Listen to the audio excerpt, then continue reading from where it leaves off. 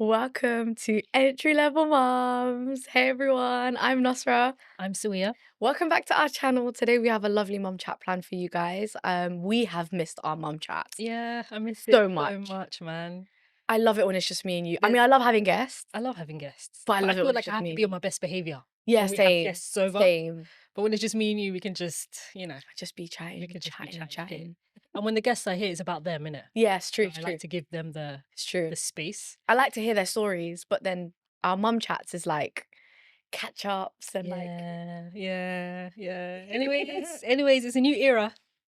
It's a new it's era. a new era. So we are. Um, do you say era? You say era. I You say say era. I say era. I say era. Swear. Yeah. Uh, um, back to school, man. Jenna Wow. has started big school. This time last year, we were talking about Hannah starting reception. Well done, Jenna. How fast time flies. Wow. Jenna has started reception, and yeah, there's a lot to unpack. There's a lot to. It's Bruh. very overwhelming, Nasra. So we are. School run is the best and worst thing that's ever happened to me. Yeah, because like once they're in school, you're like, I'm free for the day. But like that morning rush from the moment they wake up, when you have to like fight them to brush their teeth to get some breakfast in, putting on their clothes. And like school is not a joke because obviously with Jenna, she was going to like this private nursery right next to my house, yeah. Yeah. And bro, the freedom that we had, when you're paying Yeah. privately, there's a level of freedom. There's not that many rules. So like they tell you come in anytime up until 10 o'clock. Yeah. So there was no rush. Also, I can literally like if Jenna stays with like my mother-in-law and she doesn't want to come back yet, I can literally just send them a message on the app to say Jenna's with her grandma right now. They'll be like, okay, see you next week.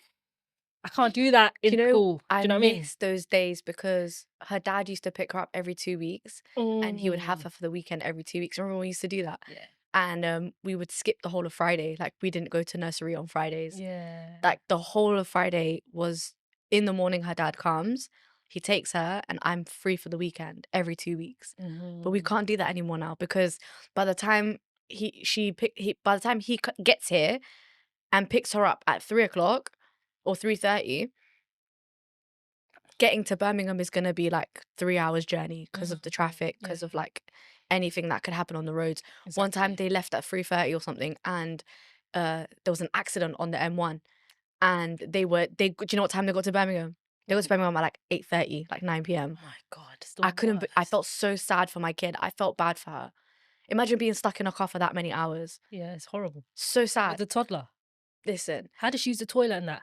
that's what I'm Oh saying. my Oh no, God. she used to call it a bush wee, where he would take her to the Oh, of side of course, the that's what road you had to, yeah, you had to do that, man. and Yeah. then have a little on the side of the That's the motorway getting pee. stuck on the motorway is the worst thing because there's no escape. No, you Like, can't escape. oh my God, you're You just stuck. literally have to ride it out. It's mad. So I felt sad for her, but now we can't do that anymore. She comes back cranky on Sunday. She comes back tired. Then she has a full day of school from Monday. Then we Yeah. have to make sure she sleeps early on Sunday. Then I have to make sure that in the morning on Monday that I have to explain to the teachers, yo, she just came back from Birmingham. She's knackered. She Mm, might be grumpy for a few days. We don't have time for that. yeah. So the whole schedule has been thrown in the bin because of school. Yeah. School is like, it comes with A lot. a lot of rules. Mm. On the second day, okay, so basically, this is how it went, yeah. First day of school. She started on the Wednesday, 3rd of September, yeah. Yeah. But on the first day, it was only from like 9 till 12:30. It was just, they said only 3.5 hours today. We don't want to do too much with the kids. Yeah. Come pick them up at 12:30. Cool. That first day, we were doing a photo shoot. Hassan was starting like shedding tears and stuff.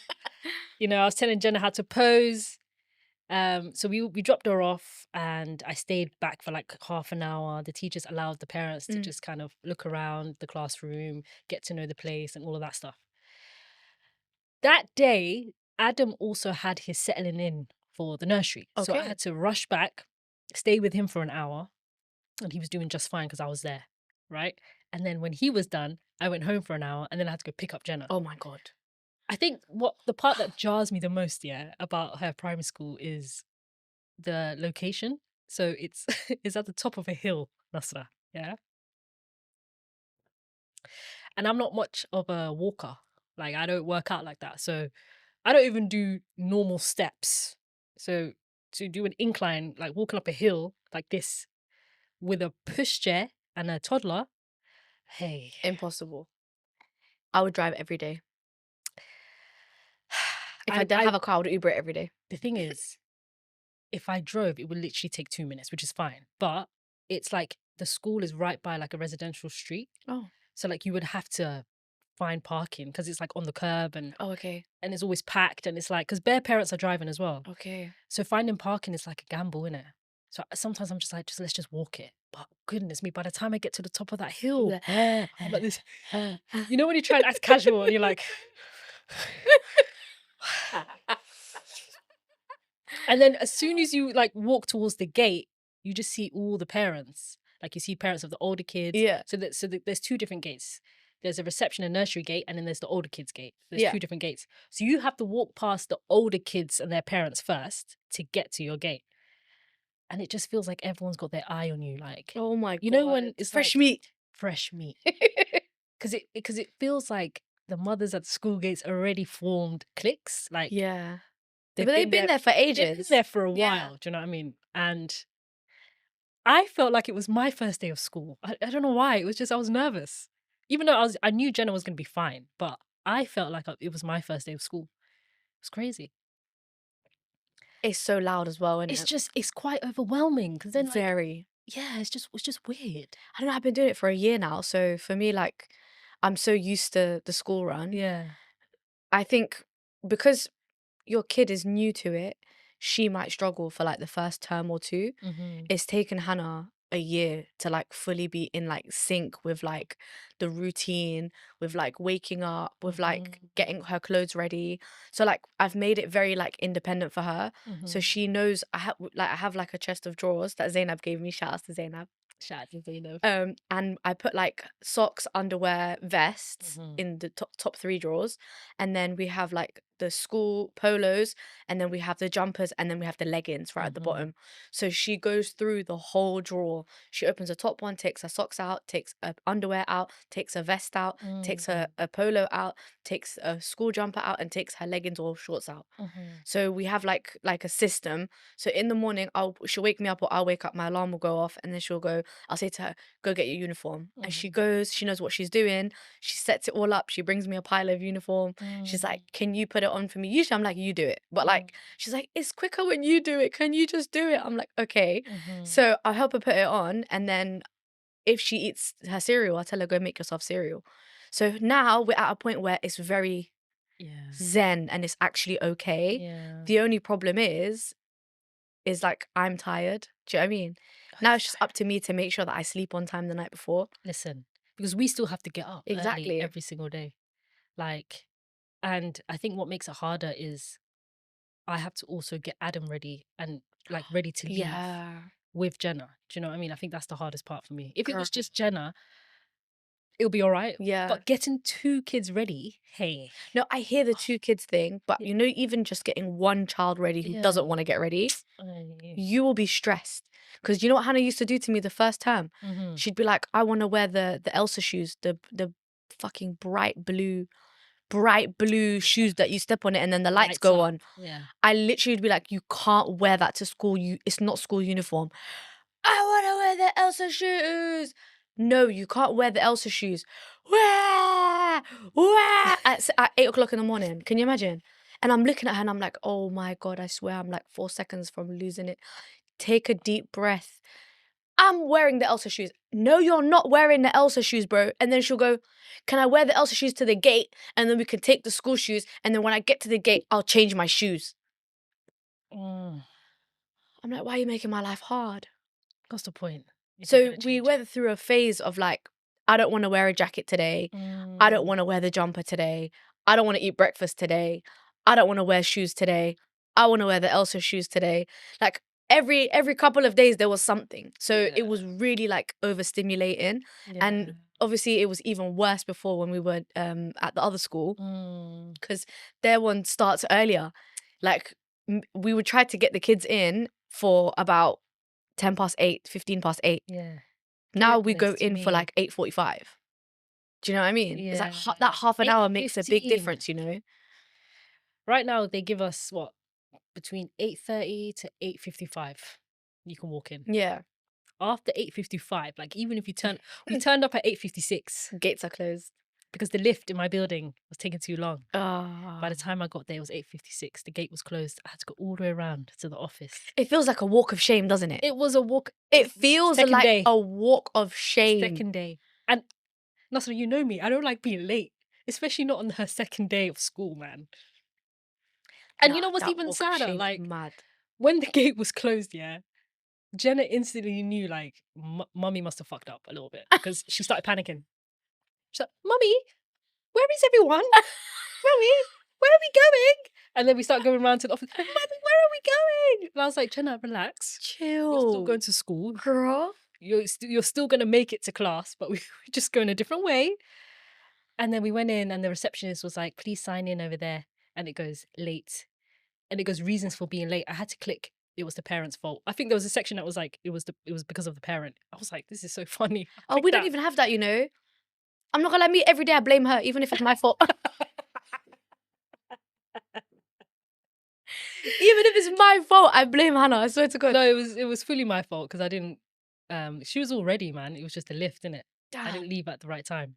That's not your fault either, then. It's not my fault either, man. It's a learning I've learned my curve. lesson. I've learned my Wallahi, lesson. it's a learning curve. You have to leave. You have to add leeway. Even me, I have a lift. Sometimes I have to add leeway because I'll go to the lift area, and then all of a sudden the lift is not working. And then I'm like, why did I bring all of the rubbish out? And I'm carrying all this rubbish downstairs. Yeah. And then I have her scooter. And then I have her. I literally make her do a U-turn. I said, drop the scooter back to the house. Like, I drop everything. We take the scooter back. I'm not carrying the scooter downstairs. Yeah. Let's go.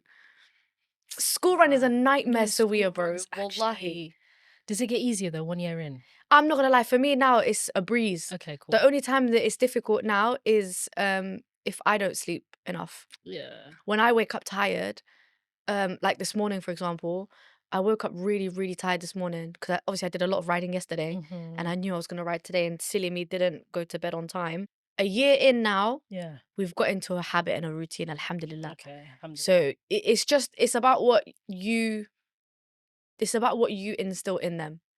Because if you make it seem like school run is like your responsibility solely, Jenna will make it your responsibility solely.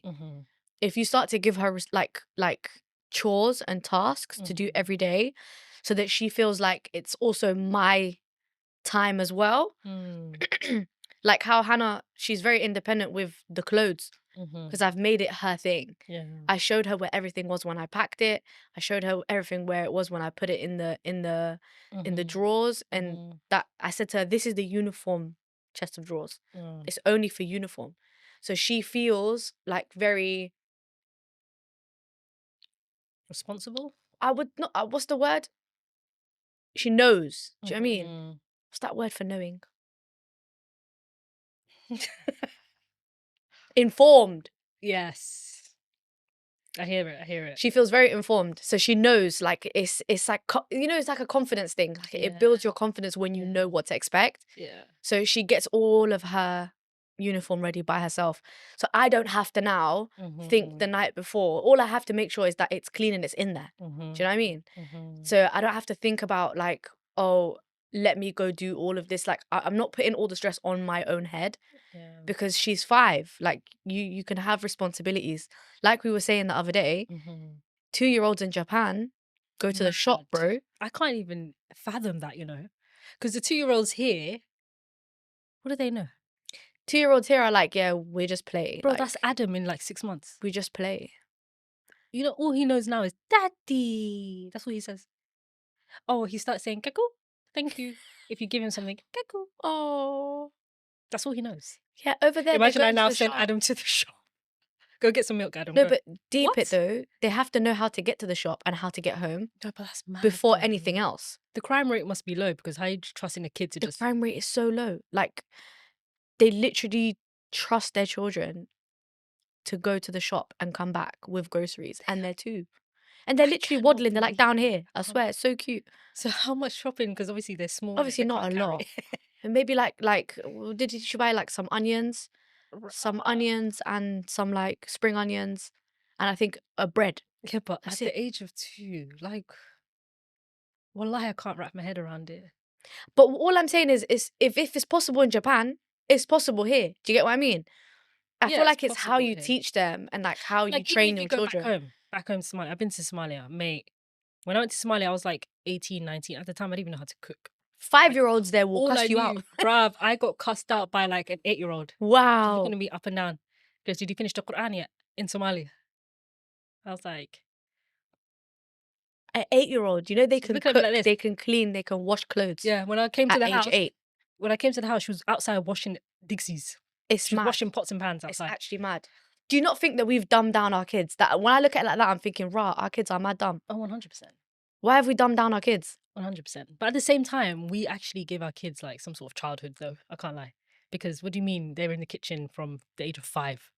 Come on, man. No, but obviously they're being violated. That's like slave labor, a little bit like It's a bit child labor, mad. Like, I right? don't like to see kids learning how to That's cook. modern day slavery, that one. Yeah. However, I feel like we can take some of it Mm-hmm. and apply it to our kids too, because 100%. it's there's a difference between having a good childhood and then just being dumb. Mm-hmm. No offense, but like I 100%. feel like as a society, we've gone downhill, like Certain intelligence wise. countries, what was it in America? They don't start school till they're like 6 or something. No, actually, that's Scandinavia. They don't start school till they're 6. But did you know that their kids are actually smarter than our kids? No way. Yeah. Are they just at home till 6? No, so they can do like kindergarten Mm-hmm. or they can do like home learning. But they don't put as much pressure on the children as we do here. Mm-hmm. Here in like year 1, they're like telling them like you need to have learned how to read and write by year 1. But over there, they're like beginning to like read and write in year 1. And it's also through play. Yeah. Yeah. Damn. Their kids are smarter, for real. It's And they're mad. happier as well. Mm, I think Finland, was it Finland that was girl. like the happiest country, or Sweden or something like that? I think it was Denmark. One of the Scandinavian countries is like the happiest country in the world. Norway's a very happy country. The people are a little bit miserable, but they're like happy in the sense of like they feel secure and like they feel like they've got like what's the word? It's good. It's a combination of good lifestyle. Yeah, They probably earn good money. they do. They probably have good work-life balance. Like, it's a lot Yeah, of things, man. and also their nature. They're in nature. They're in a They lot of have so many nature. trees. Yeah. Like over there, most people own their own homes. Like their social housing rate is like very low. That's mad. It's crazy. What am I doing here? How did we end up here, man? How did we end up Listen, in the UK? over there, their rates of like their birth rate has gone down. So when you're pregnant and when you have a kid, Mm-hmm. they give you big bursaries in order to be able to afford like a cot, like in order to be able to afford all the like necessities that children come with, right? But it's like to us, it's like rah, they gave you that much money. It's like 3 grand. Wow. Like what do you think?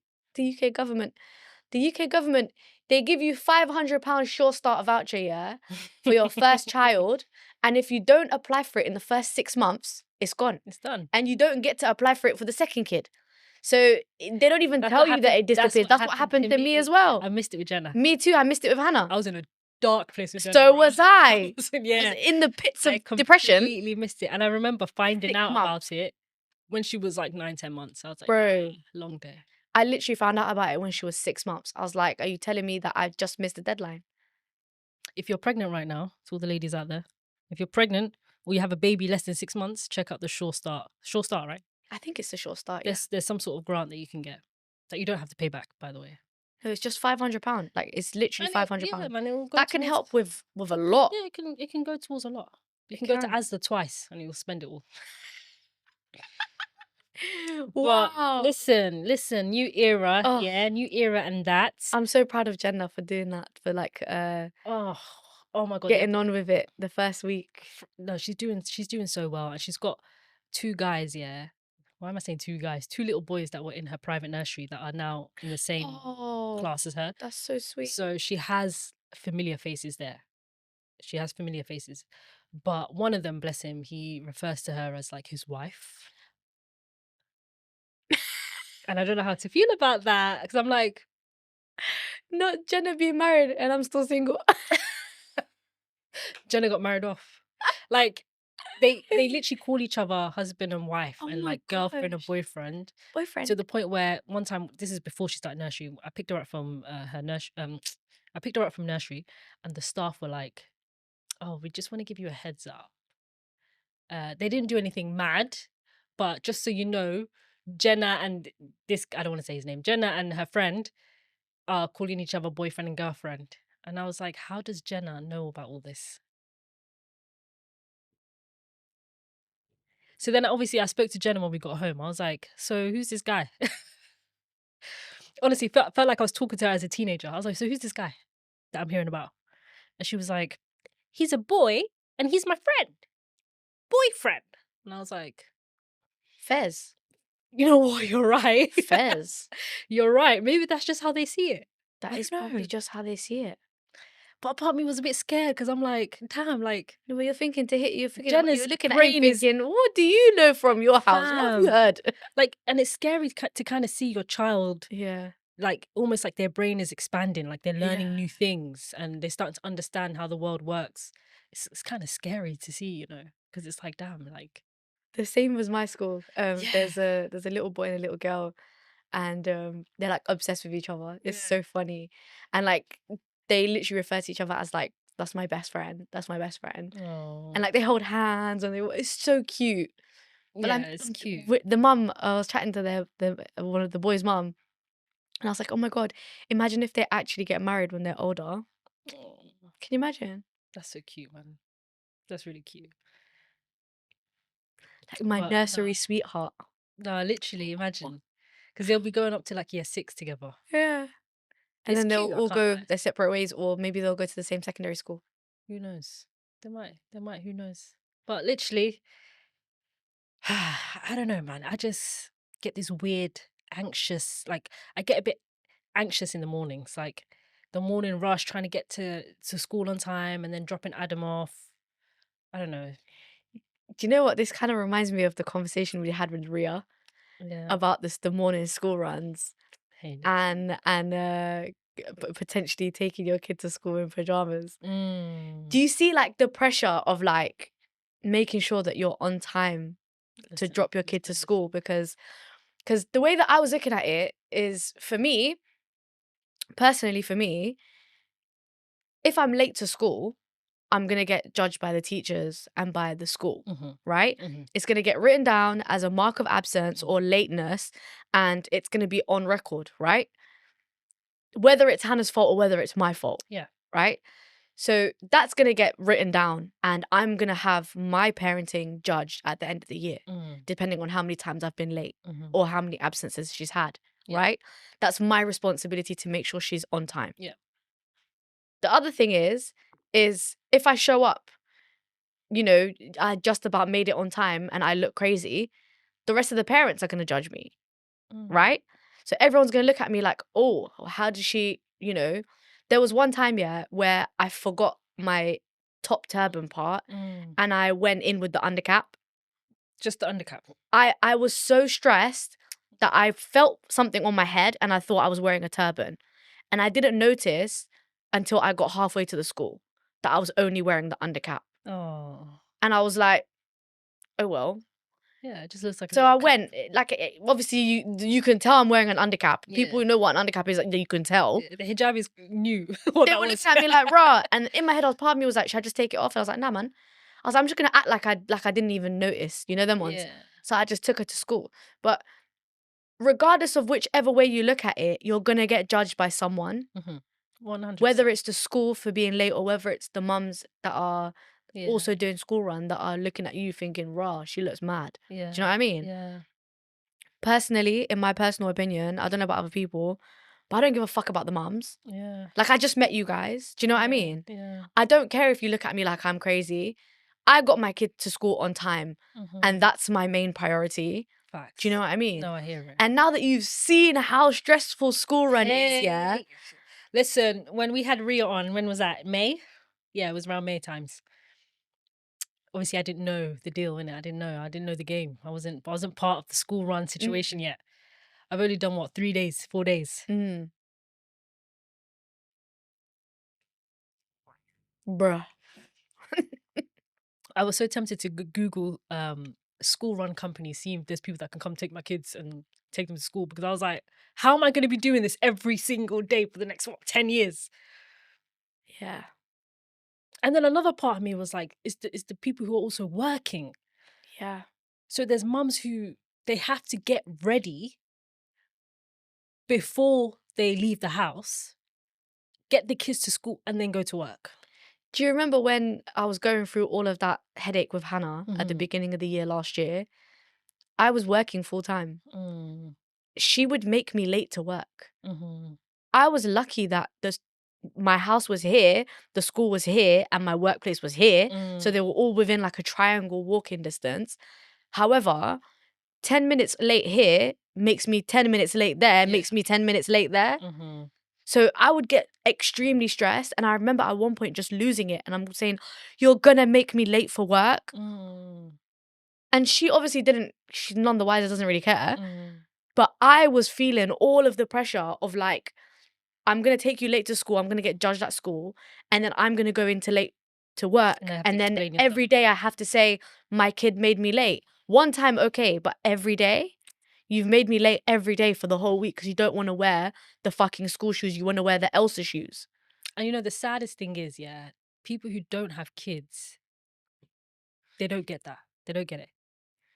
They really don't get it. If you just keep coming to work and you're saying, oh, my kid did this or my kid made me late, they'll probably look at you like... You're using your kid as an excuse. Patting your kid. Yeah. They just don't get it. They look at you like, do you not know how to control your kid? But who can control kids, bro? Incapable. Yeah, like you're incapable. Like you're a shit parent. Yeah, exactly. Who can control kids?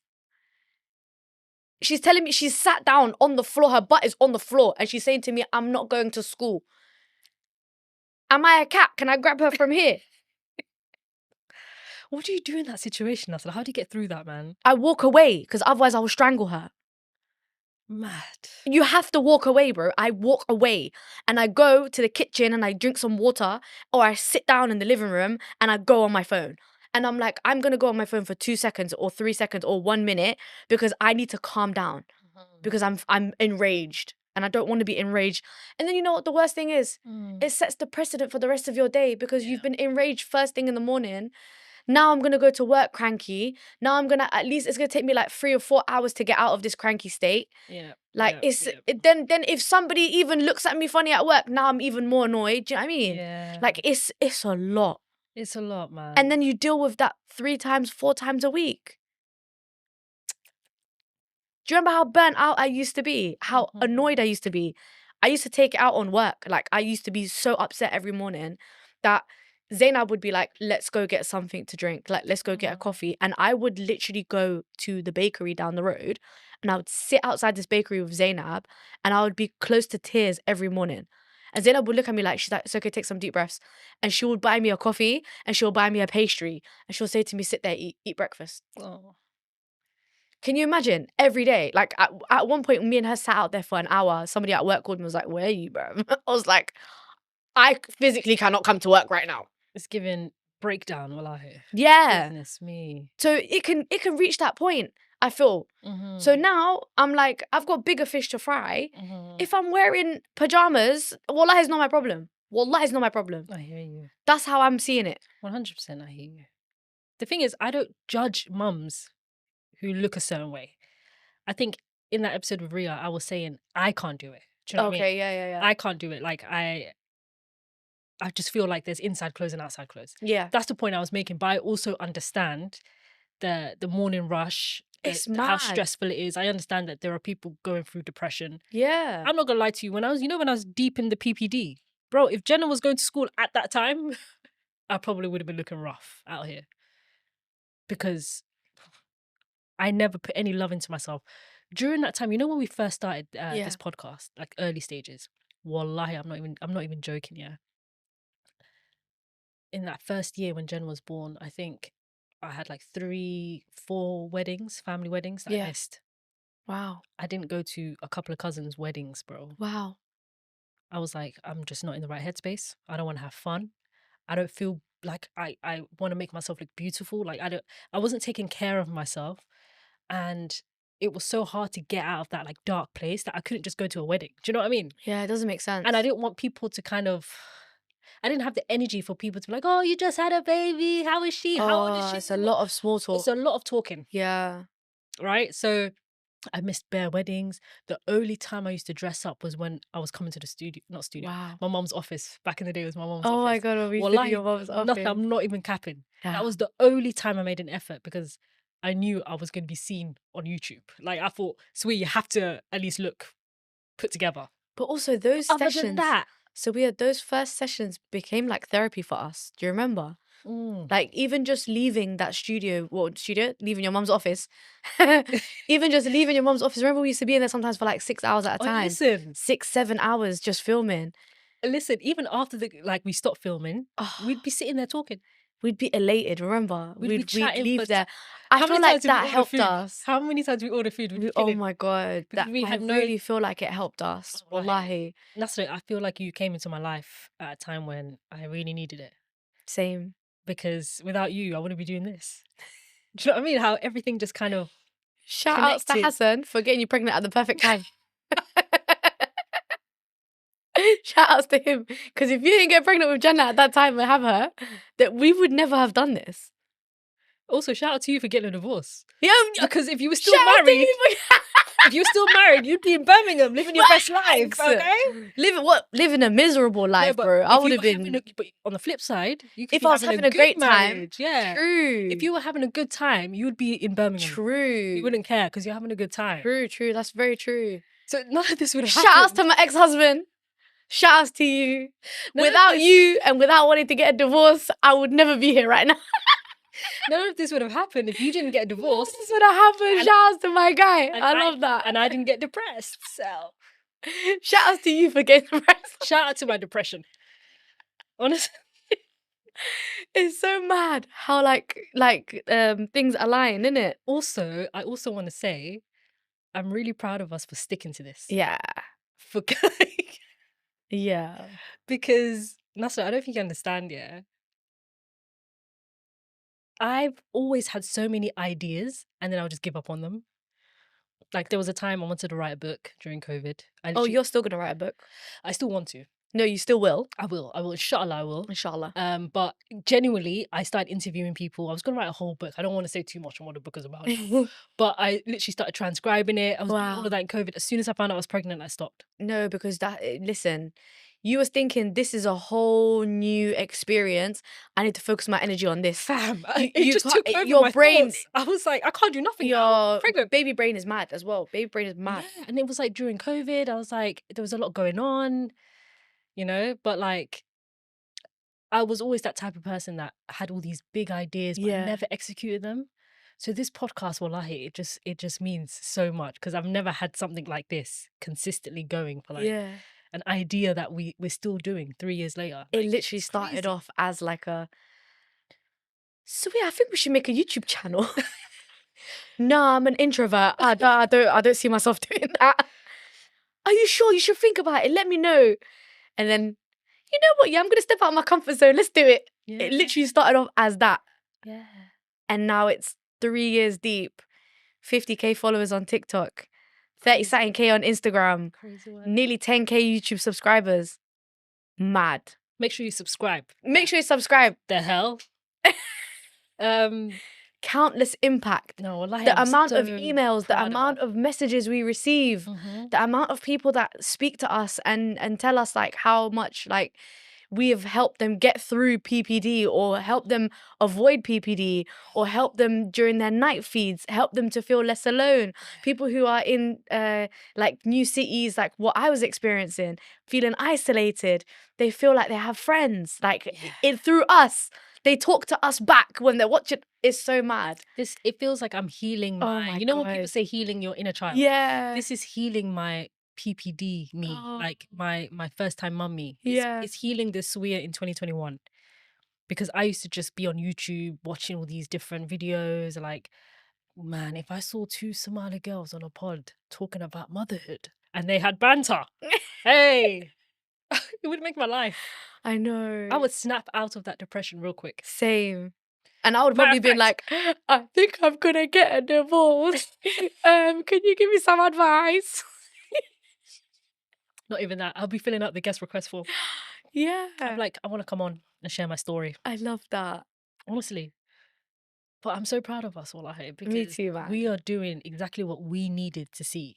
Exactly. That's what we're doing now. Yes. Like, this is what we needed, and that's what we're doing for others now.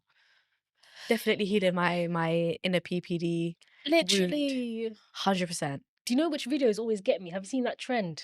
It's like a mum trend of mums that have come out of the whole newborn trenches. Yeah. And then there's like a flashback. And it's a flashback of them in the dark, like breastfeeding their newborn. And the old them is saying, "Well done. I'm so proud of you." Like, oh, those videos always get me. I'm like, literally, that's me. Oh my gosh. That's literally me. You know which ones get me? The ones that are like, oh, I would love to be pregnant again. And then it shows their face or themselves when they're before pregnancy and then after pregnancy, what pregnancy did to me. I was this close to posting my own version of that. No way. And I literally, do you remember how bad I looked? I don't even remember. You showed me this time ago, though. Yo, oh my, I didn't get the pregnancy nose, but I looked sick. Like I looked like Oh. a fat crackhead. Seriously, I looked like a crackhead. Like it was bad. I had panda eyes. I was itching them. I couldn't have any like antihistamines. Hay fever was beating my ass. Like it was bad. Eczema Sorry. everywhere. Oh, Like my whole face was yeah. mash up. Oh yeah, you had the eczema. Yo, I had it all over the side of my mouth. This was all a different color. Like it was mad. Yeah, I remember the pictures now. One of my hands, which hand was it? I think it was this hand. This hand had eczema all down my hand for no reason. It just showed up out of nowhere. It was mad. Sorry, man. It was bad. You know, my to the point my you nose starts touch to it. swell up like towards the end. Like when I reach 36 weeks, that's when my nose starts to. Really? So when I look a bit, yeah, I didn't get that at all. yeah, my nose definitely. To be fair, swelled my up a whole bit. face was like this. Fam. My whole face was like that. You know And it was when all different colors. you know that episode where I spoke about when I was pregnant, when I basically announced I was having a second one, and we had Hannah in Yeah. the studio. I was watching it the other day and I couldn't watch it Why? because I thought I looked hideous. Swear. Oh my god! When I looked back at that video and I was like, "Whoa, you look hella tired, sis." Damn. Obviously, that day I was wearing zero like concealer, zero makeup. Yeah. I looked exhausted. I was sitting there like this. Yeah, I'm having a C-section next week. I looked rough, man. Goodness me. Skin. I love it though, because like I feel like me and you, we don't pretend. Like we Yeah, don't. that's the reality, It's man. That's the authentic. reality. Like we just come out exactly how we are. That's Like the reality of it, wallahi, man. I looked I finished. used to enjoy like okay, so you know how you said, this is so funny. You know how you said you used to dress up like that, you would put the effort in our first few, like when we used to film in your mum's studio. Yes. That's the only time you used to put effort in. Yes. I would look forward to our sessions Mhm. because it would be like one of the only times I'd get to put makeup on. Oh, Because before that, I never got a moment to put makeup on. yeah. So for me, it was like, oh my God, I'm so excited. I get to actually get ready Yeah. and like go out and then talk to Sawi and have a great time. Yeah. And I don't know if you guys have noticed, but if you look back at all our videos, you see me wear less and less and less makeup Yeah. to the point where like I just stopped one day and I never wore makeup for like 2 years. But like when you do wear makeup, Nasser, it's like, Yeah, but Like, you look that's the thing sick. is, I feel like I was making myself feel better with it. yeah. And then when I actually started to feel better, I stopped putting the effort in because I was Yeah. like, I feel really okay. Yeah. Like emotionally, I don't feel like I have to put makeup on my face so that I can feel better. Exactly. I actually feel better. It was like you were depending on the makeup. Yeah, and the Yeah. makeup was making me.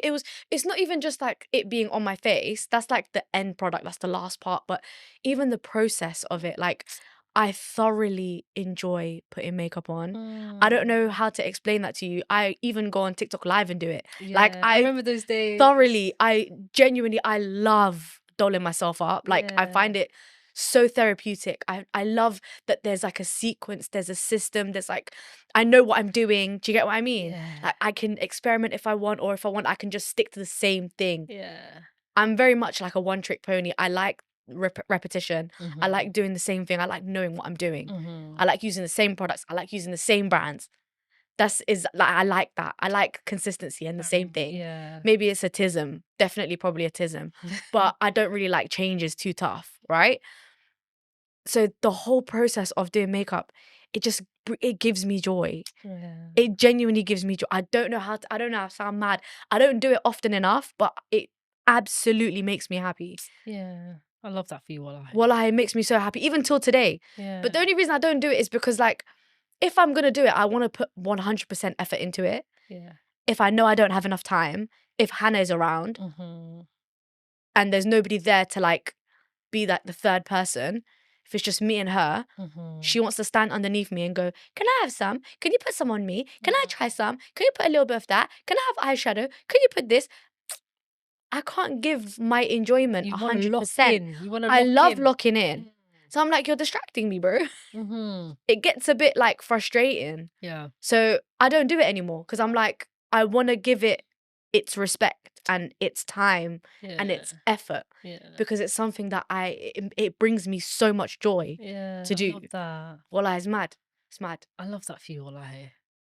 No, literally, for me, it's just a concealer thing. I wish I knew how to do makeup, Wallahi. I wish. Girl, me and Hannah will teach you. Hey, I wish, man. But I'm also scared of it a little bit. I'm scared of Why? makeup because I feel like there's certain faces that not everyone looks good with glam makeup.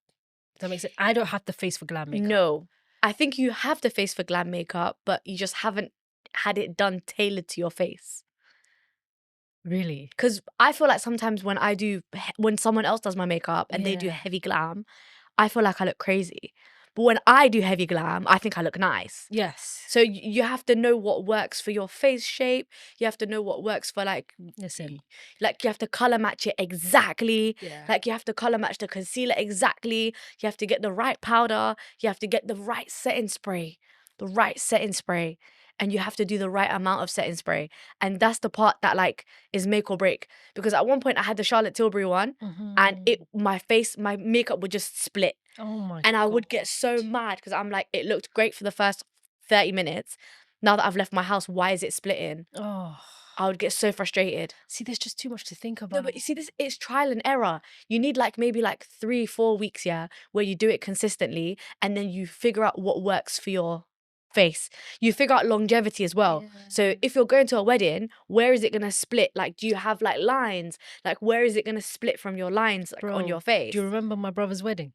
You and Hannah came. Bro, Do you remember the struggle that I had? I remember. One of my eyes, basically, like my eye gets It really sensitive. watered. It watered. And because I had my makeup professionally done, yeah, she put a lot of, like, what do you call it? When under eye. Concealer and powder. She made it really bright. Yes. Yeah, she made my under eye really. She put a lot of product under my eye. Yeah. And she put mascara on my bottom lid as well. So when my eyes started watering, oh my It God. ran and it was ran bad, and yeah. it just stuck there. And I like, and the thing is, you can't really wipe too hard because then you're gonna Yeah. mess up everything. Listen, I went into the toilet, yeah, grabbed some wipes, and I wiped off half of my face. Damn. Because why am I gonna walk around now? This is my brother's wedding, okay? I am the groom's sister. For And real. I spent half the time in the toilet Damn. fixing my face. Makeup, yeah. Wallahi, you know what is Makeup surreal? is Wallahi, jarring. once you know what works for you and you've got it down and you've got it, like, Trust me, I feel like I figured it out. yeah. I'm confident with how I do my makeup now. All I need is a light concealer, yeah, a little bit of concealer under the eye. I cannot live without mascara and eyeliner. That's always been my thing. I would love to do your makeup one And a day. bit of lip gloss. That's it. Girl, can I do your makeup one day? Yeah, I would love to do your makeup one day. let's do it. But you know what I'm gonna do? I'm gonna take you to the shop and we're gonna buy all the products I like. Oh my God. Or you know what? We'll reach out to the brands and see if you lot will sponsor us. Oh, it's scary. No, seriously, like, because once you have everything, like, I do my full face of glam on my mum when she goes to weddings. Yeah. Because me and her are the exact same color. Yeah. So she uses all of my products. In fact, she's actually a little bit lighter than me. So, but my products still work on her because some of, like, obviously it's lighter shades for the concealer and stuff. So it still works for her face. But when I do her makeup, she's always like, wow, it lasted all night. It didn't move. Like, she comes back looking exactly the same as when she left. The only difference is probably the lip because I do lip differently than she does it. Yeah. And she'll probably have eaten. And then she also eats lipstick. I don't know how, but she just, I don't know, when she's talking, it just, somehow it disappears. Yeah. But I thoroughly enjoy doing makeup on myself. Yeah. But when I'm doing it on my mum, I get very frustrated. Yeah. Because I'm like, look up. And she's like, I'm like, what are you doing? I said, look up. I didn't say move your whole head. Like, what are you actually, just what are your you eyes. doing, bro? Just Just your look eyes. up with your eyes. And then I'll be like, okay, close your eyes. And she'll go, I'm like, you just creased everything that I've just done on there. You just creased all of it. Like, oh my. I have to say to her, close your eyes gently and lift your eyebrows. And then she'll do this. She'll be like, I'm tired. Can I put my eyebrows down now? How do makeup artists do? But then in the middle of it, she'll be like, please be a makeup artist, Nostro. You're really good at this. And then I'm like, so that I can deal with people like you. No. Stressful.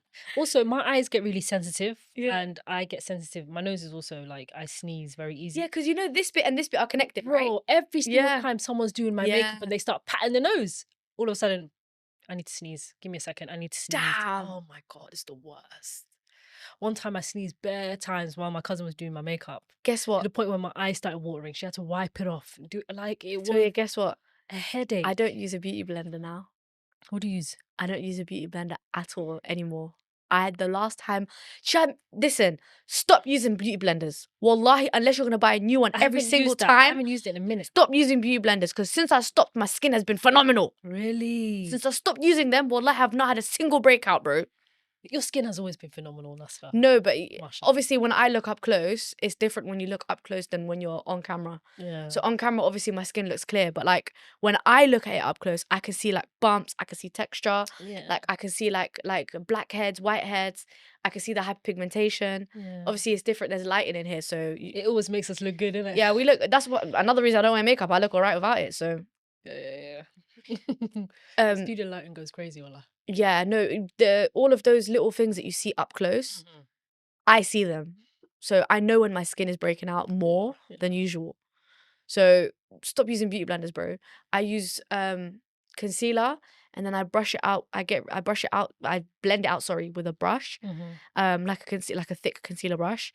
A foundation brush, sorry. Not like a foundation one, but like it's thick, but it's kind of in between like a powder brush and a foundation brush. I don't know how to explain that. And then I like blend out with that. And then if I want to wear foundation that day, I'll blend it out of my hands, my fingers. Okay. Yeah. Yeah, it's always looking 10/10, bro. Wallahi, mashallah. Thank you. I see it as like an art form. It's a It's- talent. yeah. Makeup is a talent, bro. It's definitely It's not an that art easy. form. Yeah. You can lay out all of the makeup products and tell me name them. I'd probably only name the concealer and the foundation. I don't know anything else. There's primer. There's bronzer.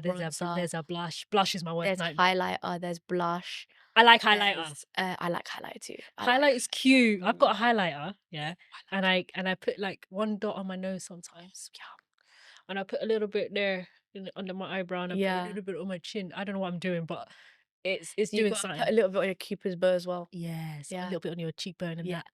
It's cute. I love it. Highlight is a vibe. Oh my god, my mum says I'm like a crow because I like shiny things. You do So like shiny things. I do. I love me some shiny things, bro. I love shiny things. So you're telling me that I can make my face shiny? Yeah. Count me in. Yeah. Every day of the week. Count me in. I love that for you, wallahi. Oh, so yeah, man. Well, we've done well. No, we've done well, man. Wallahi, We've done well. I'm really proud of us. I'm proud of us as well. And seeing the impact it makes my heart warm. Alhamdulillah. Allahu Barik. May Allah keep making it amazing for us. I mean, May Allah keep all the bad vibes and evil eye away from us. May Allah make everything still smooth sailing, because at the end of the day, this is not even our plan. There's a greater plan that is being written for us, you know? Yeah. Like, how did we know that all the chips would align and fall in that exact same place to make us do this? Can I ask you a question? And be honest, yeah? Ask me. When we first started this, Yeah.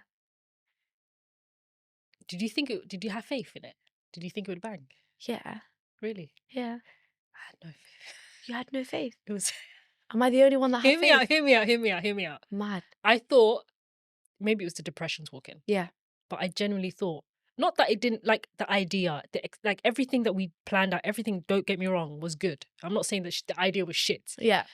I just thought we wouldn't be consistent and it would just eventually die out. That's what I thought. Oh, okay. I thought we wouldn't be able to continue. I would never have thought that we'd be still sitting here in 2025, like continuing the podcast. Wow. I thought at some point we'd get busy. Like one of us would give up. You know them ones? One of Yeah. us would have another job opportunity and that's it. Nah, man. You know, and eventually we'd just kind of die out and just Do you know what it is? I feel like for me, I never ever thought that that would ever happen. really. Never. In my head, I was like, this is something that in this moment, in where I'm at in life right now, I need. Oh, And I knew it from that long conversation that we had when I said to you we should start a YouTube channel that day when I was in Birmingham. yeah. And I knew it from then that this is something that I need. Mhm. And it had felt like therapy for us every time we came. Yeah. And even up until we started having guests, when we started having guests, it was like a game changer. Then it was like, oh my God, I'm excited to find out, like to speak to somebody and hear their story Yeah. and understand their viewpoint and see their perspective and, you know, like just feel their emotion, right? No, That the was a fact game that changer. the first proper guest was Ria Ellen. Yeah. Because before it was my mum. Like, yeah, she was the first guest, but really it's my mum, innit? If it flopped, Yeah. it flopped. You know, it's my mum. It's all right. But Ria Ellen being the first guest, like, I remember being so nervous. Because I'm like, I've watched her videos. Like, I know Yeah. how she's like. Same. I She's had watched it for hilarious as years before hell. that. Yeah. We have to make this worth her time. Like, do you get what I'm saying? We Yeah. have to make this bang. And honestly, like, that episode, it was almost like we were boys for years. Like, we were just chilling. Literally Like, felt like we knew her for and I think years. after that, I was like, yeah, I'm comfortable interviewing people, like bringing people, like, yeah, it was sick. Shout outs to Ria. Shout outs to Ria, man. She's definitely going to come back though. No, we have to. By the end of this month, End of we this need a recap on school run and We everything. need a recap. We need a recap on the pajama situation. We need a recap on all of it. Hey, if you catch me outside with pajamas, mind your business, innit? But listen, Yes. there's a show Yes. that everyone's talking about On Netflix. on Netflix. Yeah? The Catfish show. The Catfish documentary. What's it called? Unknown Number. That show, that documentary stressed me out. Wait, listen. If you haven't watched it, Don't Cry, Don't Beg has been out for a couple of weeks now. Yeah, we're spoiler alerts. There's gonna be I'm lots not of gonna spoiler lie, we're gonna alerts. discuss the Sorry. entire thing. Like, Spoiler alert. If you haven't watched it and you want to watch it, it's called Unknown Number. Yeah, that one. If you haven't watched it yet, I beg you just skip innit? Because We'll put a chapter here, don't worry. We'll Yeah, put a chapter here, we'll tell you to skip it. and we'll tell you when to go Yeah. to the next timestamp. But basically, I was spinning, Nasta. I was actually spinning. And the thing is, I wasn't planning on watching it. I remember, was it Samaya? Like Samaya, my cousin, someone was like, you don't need to watch it. And when someone says to me, watch this, I'm like, yeah, I'm watching it. You know that one? Yeah. Samaya was like, you have to watch it. It's mad. I was like, okay. And then as we're watching it, yeah, they try to make you believe that it's all these different people. Like, you're thinking, is it this person? Is it this person? Like, there's another girl that was known as a bully. And then the cousin. And she had a clique. Yeah. And then there was they tried to blame the poor cousin who's an introvert. Who was getting bullied. Yeah. By the one who they said By it could the have been her. way, the bully, yeah, have you seen her parents? They're giving bully energy. Where do you think she giving learned it bully- from? Bro, like sometimes when you look at bullies and their parents, you're thinking, yeah, it makes so much sense. 100%. She was probably bullied by her parents in order for her to become a bully as well. Yeah, like literally, no, but like no one's talking about the fact that she was actually bullying people. Everyone's focused on this catfish person. Yeah, fair enough, it wasn't her, but she was still bullying. And also, did The you other see girl. the bully and how she was talking when she was on, how she was trying her best to seem as innocent and sweet and really like, you know, yeah, and then oh my god, like, and oh my god, I she was talking being like that. blamed, Yeah, blah, blah, blah. I felt really like, oh my god, it really impacted my life when they kept saying that it was me. It wasn't me. Yeah. Man, I was thinking, you're a bully, bruv. Yeah, yeah. Her and her two other friends, there was like a little group that were bullies. And as soon as I saw the cousin and how timid she was, I was like, yeah, they definitely bullied her. Deep. 100% bullied her. I So know how deep. high school works, man. They always want to target the the miskeen, smart kids, you know, the ones that just focus on their books and stuff. But listen, we find out who it is. Yeah? Did you see it coming? Do you know what, yeah? Do you know what, yeah?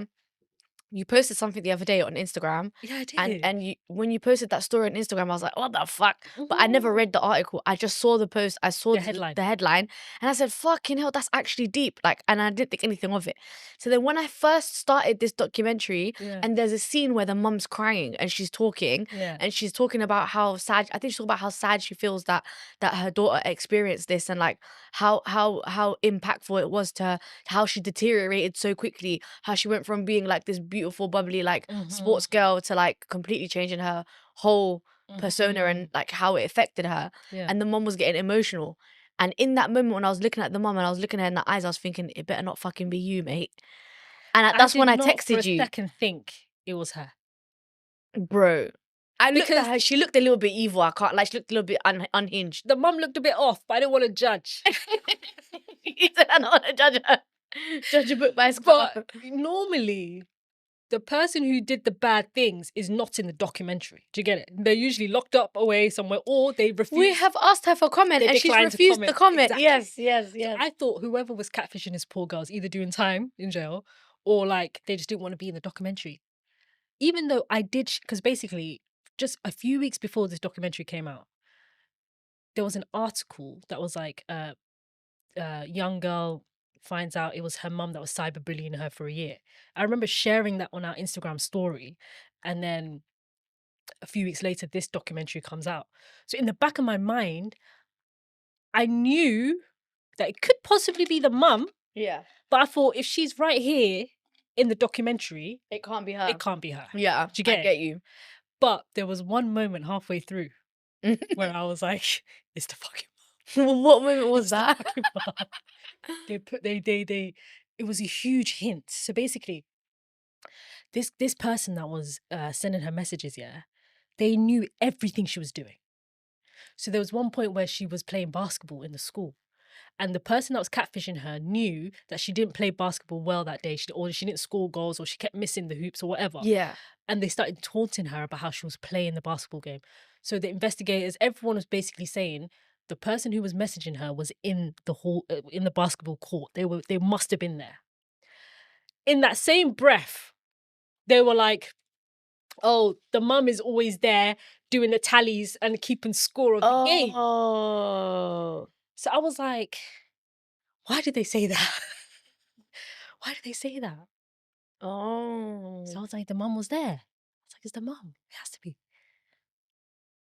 And then she even said, haha, you didn't make any scores. I made 12 points.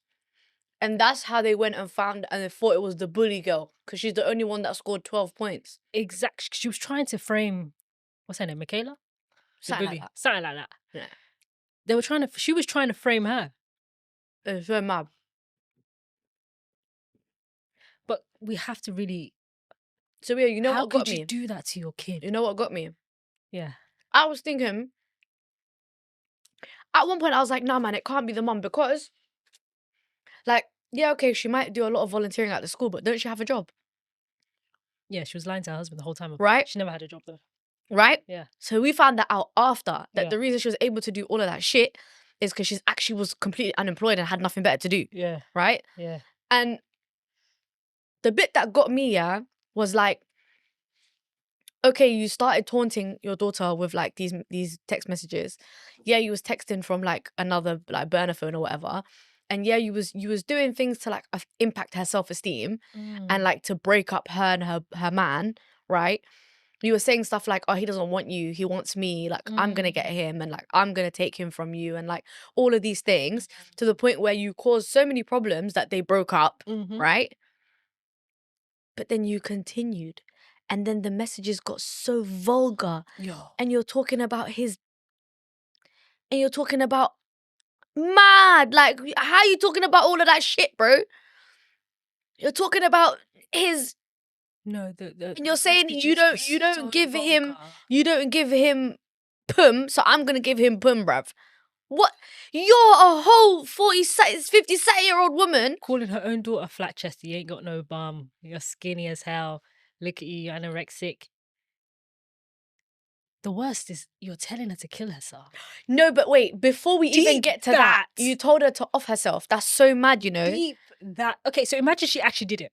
Because obviously You she was would be sitting the there. reason. Exactly. So she was sitting there going, I don't want her to do it, but I just liked to be her comfort. Bro, she said, I knew she wasn't going to do it. That's what she said. I knew she wasn't going to. How do you know that? Do you know what I'm saying? How do you know that?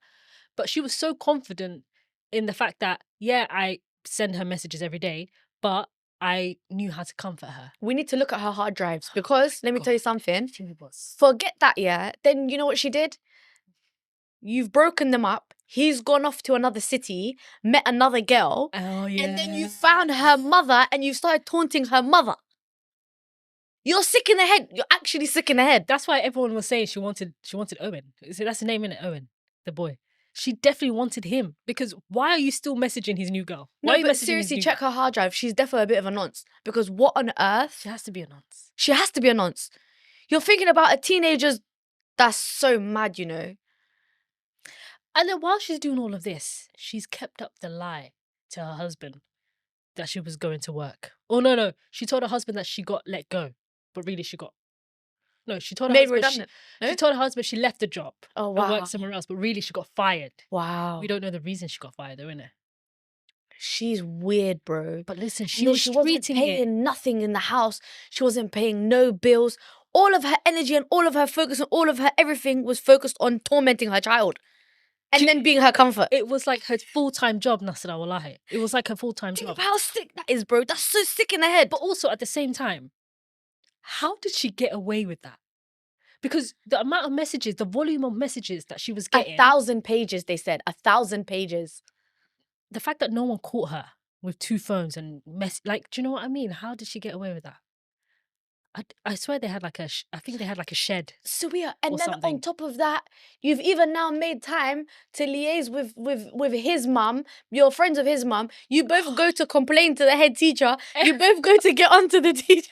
You go to the police to complain to the police. God, every day what she was the sitting in hell? every day she was sitting in the school office crying. Oh my! It was her full-time job. And the police officer did say that she was kind of what's it called? She would derail the investigation because obviously she didn't want it to come back to her. So she had to be in the school office every day because she wanted to peep where they were at. You know? No, she's actually had to sick be in the there. head. I'm so sorry. But I feel so sorry for the boy's mum because she probably like really saw her as a friend, as someone that understands what she's going through because, you know, their kids are together and like... When the police said to the her, betrayal's when the mad. police said to her, her name was what? Kendra? I think her name was Kendra. Yeah, Something like that. Kendra. When the police said, yeah, we've traced the phone numbers and it's all gone back to the IP address and it's Kendra's IP And you address. just see her face. You saw the woman go, it can't be her. No, it can't be her. She comes with me all the time. Exactly. It can't be I her. couldn't believe it in the She was beginning. like to her own kid, it can't be her. It can't be her. She was with me every day. They even thought that it was the daughter sending it to herself. Mm-hmm. That's so mad. What about this now? Obviously, I was reading the commentary, of like social media, what people think about the show. And a lot of people were surprised at how Lauren, the girl, how she reacted when she found out it was her mum. Yeah, she didn't act like she was like heartbroken, devastated, or confused and shocked. Why did she act like this was just a normal day? She was so calm. Like she acted like, yeah, this looks like something my mum would do. No, but she said that she was in shock, which I understand now. Like, it could have been her being in shock, and that was her reaction to finding out that, like, because they've called the dad now, the dad is there arguing with the mum, like, the police is there, we're all seeing us all on the body cam, like, everybody's arguing with each other, and she's just sitting there like this. She was sitting there like this, and I think it was only when the dad told the mum to get out, that's when she started crying. When he said, pack your bags and leave, that's when she kind of started crying. Think Maybe about that's how when she traumatized thought, she was. she must have thought that's it. Like my parents' marriage is done now. No, but they were already like not living in the same house. Their marriage was already done. Yeah. I mean, she was focused on bullying her kid like this whole time. She wasn't focused on her marriage. But another part of me is thinking that she was already very much manipulating her. Mate. She must have been abusive in some way. Mate. Because her reaction to me just seemed like, yeah, I'm not even surprised. What do you mean? If you found out that your mum was cyberbullying you and telling you to kill yourself, Nasra, Fuck. I would actually like trash the house. Like how pissed off I'd be. This whole time it was you. Yeah, but also think about it like this, so weird. The way I kind of understand her reaction as well at the same time, because this person has been chipping away at your confidence, your self-esteem. Like they've been chipping away at like your sense of self, like your everything that you have built up until this point. Your passion in sports, your studies have declined. You're losing out in You every just lost like. the love of your life. You literally lost your mans that you had been with for 2 years. Like, you have lost out in every single department, and now you're gonna lose your mum. It was probably too much for her brain to handle in that one moment. And then she did the exact same thing that she was doing before. As soon as the police officer told her that it was her mum, the mum got up and just held her and just hugged her. And I'm just like, this is so bizarre. Toxic. This is so weird. So toxic, man. So toxic. And then in the end, she's talking about, I will always love my mama. You know, she will always be my mama. It's giving sweet home Alabama.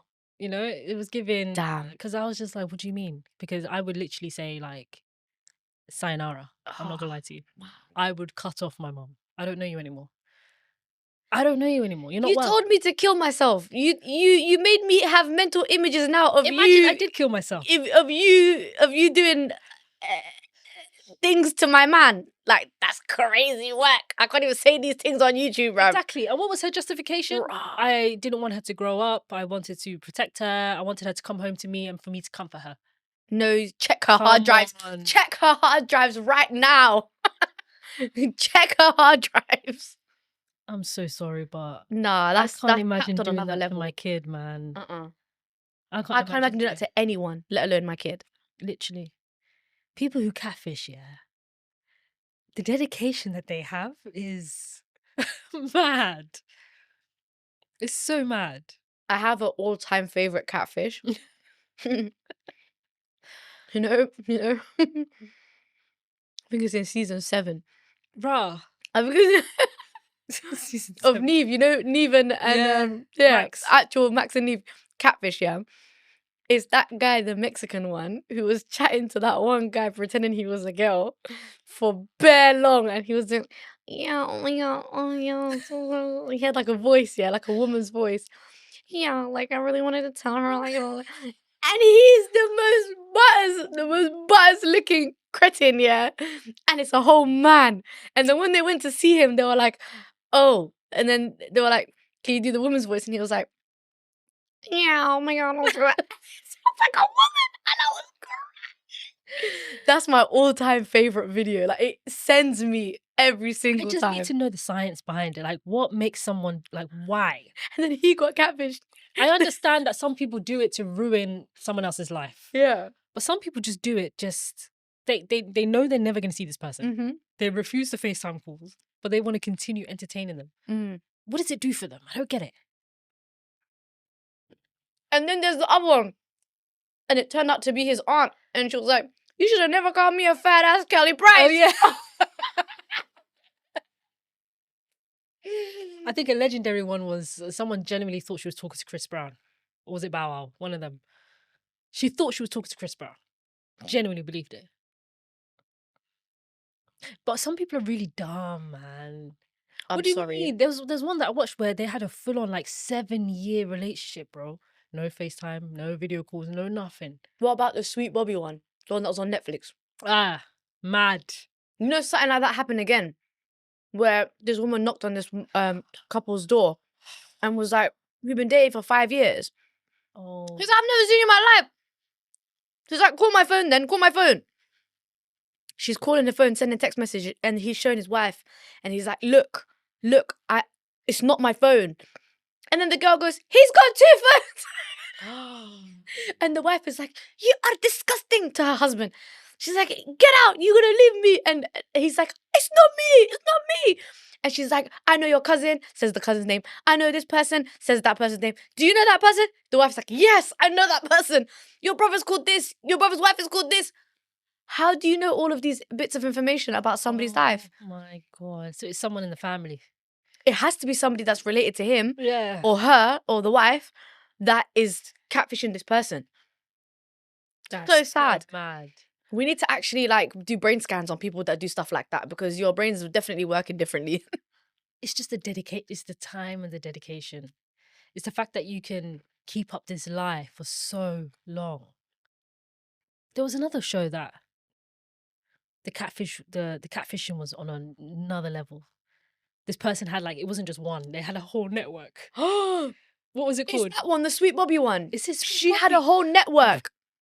Okay, so it's the same show. Yeah, so she was the one controlling all of the Facebook accounts. But deep this, yeah. She had multiple Facebook accounts. So she made one for the cousins, siblings, aunties, uncles. But each Facebook account was like active. Like it wasn't just empty accounts. They had pictures, Facebook statuses. Like it looked like a legit like page. Can you imagine the amount of time and effort that takes? You're pretending to be the uncle, the cousin, this, that, the other. I'm so sorry. She made group chats. It's all her. The FBI need to recruit these people because if you've got that much energy and that much time, you might as well put it to good use. Catch some pedos. Do something. Yeah. Like put that shit to good use. That's what Join I'm the saying. Predators team, bro. That's what I'm saying. Create some fake pages. Use AI. Like, do you know what I mean? Put your skill. That's a skill. Put that skill to good use, bro. And then when you ask them what's the reason, it's always dumb reasons like, yeah, when we were younger, she gave me a dirty look. Should never call me a fat ass Kelly Price. So I vowed to make her life a pain in the ass for like 10 years. You know what I mean? Like, wow. It's always dumb things like that. Wow. Nah, but honestly, for your own mum to cyberbully you I'm like sorry. Your own mum. I hope they put that little girl in therapy or something. Yep. That's She's going to be in therapy for the rest of her life. And they're sending each other emails when she was locked up.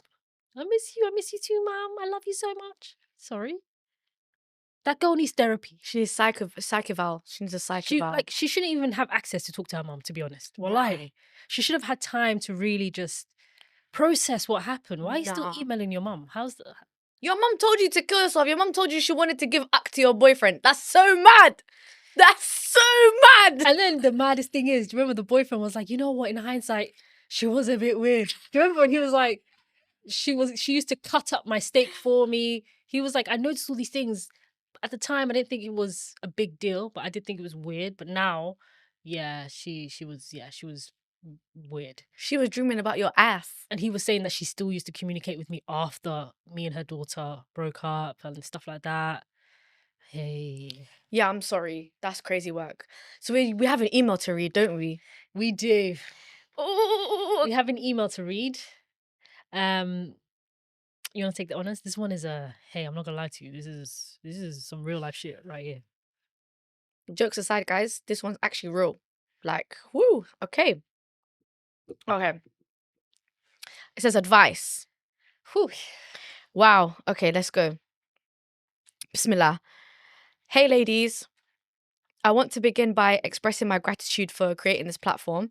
I discovered your podcast just as I found out I was pregnant, and I'm about to give birth now. Sending you all my love and prayers. I would like to get your feedback on a few matters, inshallah. I'm not sure if it's just my mind playing tricks on me or if it's hormonal, but I would appreciate your perspective. I would also prefer to keep this anonymous. I'm 32 years old, married for almost 2 years, and currently 8 months pregnant. I've always had a higher sex drive than my husband, which has led us to seek therapy to find a balance, as he often claims he's too tired after work, and I tend to approach him at inconvenient times. Lol. For context, I usually desire intimacy 3 to 5 times a week, while he works 50 to 60 hours a week as a construction engineer. Since entering my second trimester, my sex drive has significantly decreased, and we've only been intimate once or twice a month, or recently, not at all for 2 months. I've shared my worries with him as we've reached what many would call a sexless marriage. He tends to brush it off, saying things like, "Don't worry, we're fine, we're both just tired." This makes me start to wonder if he might be involved with something else, as it seems unusual to go 2 months without intimacy, without any concern. He has denied this multiple times. Now that I'm 8 months along, I feel exhausted and like a big mess. I can't even recall the last time I styled my hair or felt attractive for myself. I'm just so tired.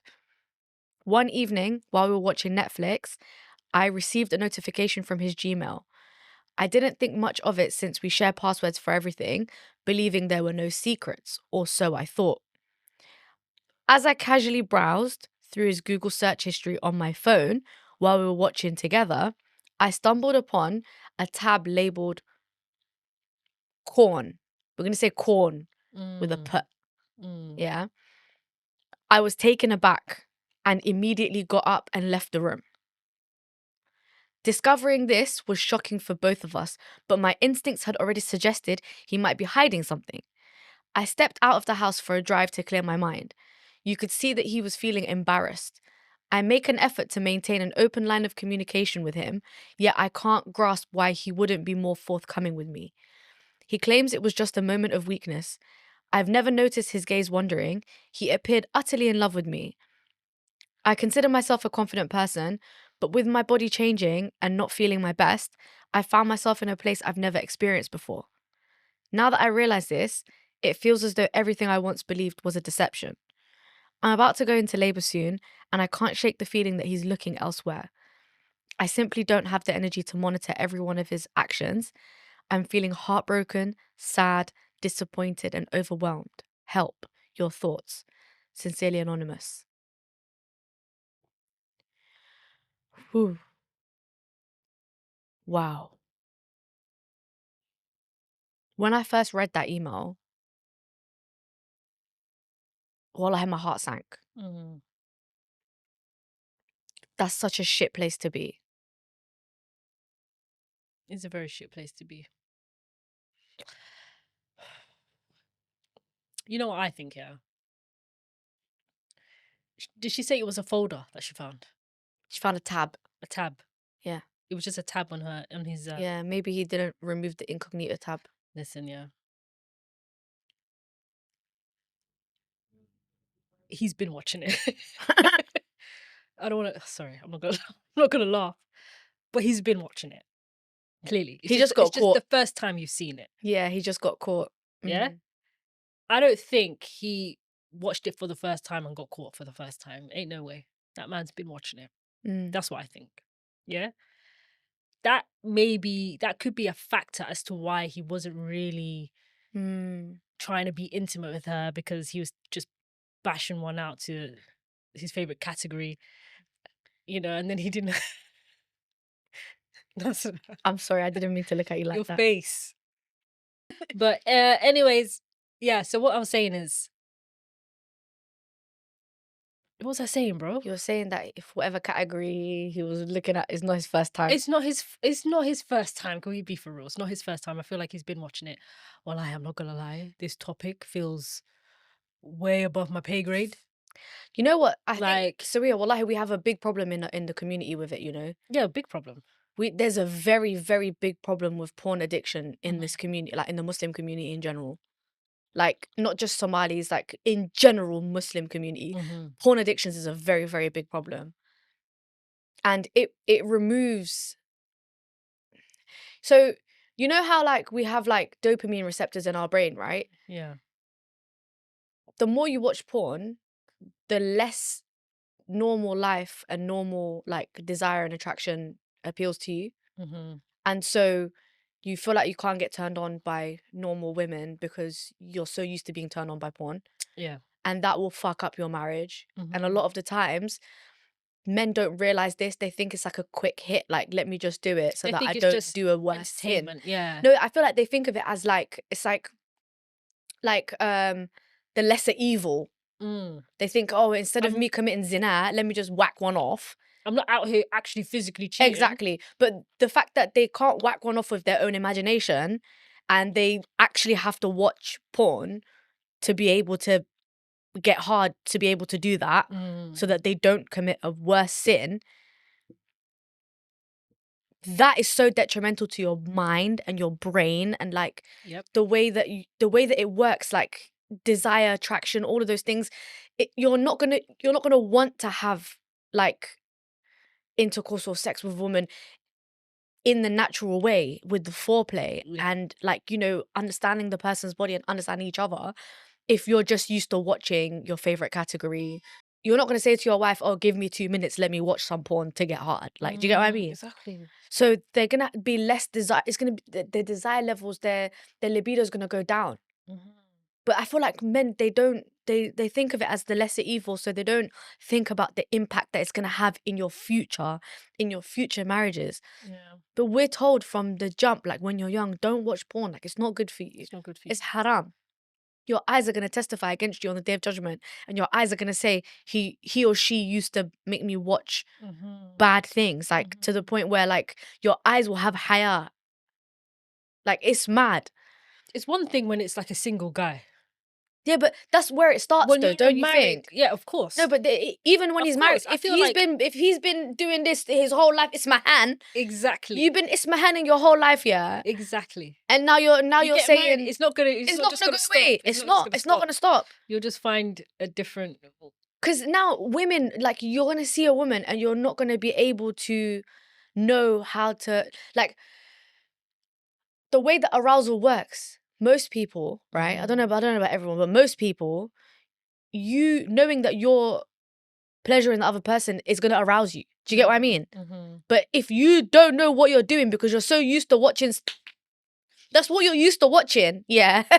you don't know how to please her. So she's just like, what the hell's going on? So it becomes an awkward interaction. Do you get what I mean? And the best excuse for him was, I'm tired, you know, I work. You know, that's the best way he could. I mean, that's one of the scenarios where he's actually addicted to it and he doesn't find regular, like, life as appealing as the production of the cameras and the lights action as appealing, right? He finds that more appealing. Or he's gay. Oh, shit. Or he's gay. That's mad. That's another thing.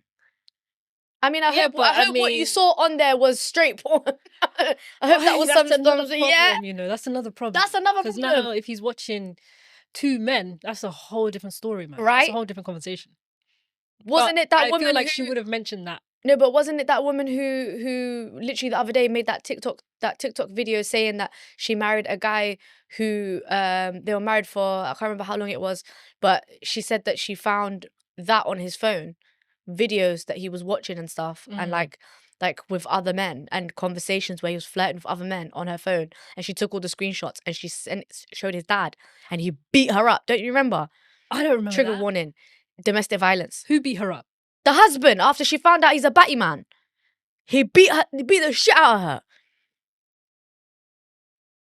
I've never heard of this story. And she still exposed him. It was all over TikTok, bro. When? I'm going to find the video, send it to you. It was all over TikTok. Literally all over TikTok. She highlighted a very, very big problem that we have. Of Somalis? Like DLs. Yeah, down low. No. She's Arab, I think. Oh, she's Arab. But this DL culture, like, we have, is a big problem, bro. It's a big problem, man. Porn addictions and you don't know if they're gay. Like, two very scary things, bro. As for her, wallahi, I'm really sad that you're going through this because, like, a marriage without intimacy is not a marriage at all. Yeah, and the fact that she was also 8 months pregnant as well. You already know how it's like with your hormones. But wallahi, sis, let me tell you something. It might feel like it's you, but it's not you, bro. It's not you. Because if you came to us and said, my marriage was perfect up until I got pregnant, and now that I don't feel like myself and I don't feel like, you know, I look different, I'm bigger, like my belly's out, like I feel insecure, and now he's watching porn, then I would say, okay, maybe your insecurities are valid, right? But it's not you. He's been watching porn, bro. Yeah. He's been whacking it off. He's been ismahaning. He's been bashing. And I don't think there's nothing that she was doing that was wrong. There's nothing that you were doing that was wrong. You came into this marriage probably like, oh my God, yes, now I get to, like, you know, enjoy this new like side of life, like this new thing that only husbands that's halal for, you know, husband and wife. Like, But do you know what's so mad? It's like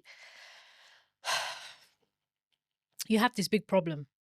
The baby's coming soon, which is a whole new chapter. yeah, Like bringing a baby home, it should come home to parents who are on the same page, parents who are ready to commit to this baby, to look after this baby. The mum has to be in a good place mentally. She's entering this new phase of motherhood already stressed out. She's already bugging out at 8 months pregnant because she's already suspecting that her husband could be cheating. yeah. She's found out that he's been, you know, watching. You got a lot on your Like she's mind. got a lot on her mind. Yeah, And the baby's en route. that's so mad. So now I'm just like, how is your postpartum journey gonna look like?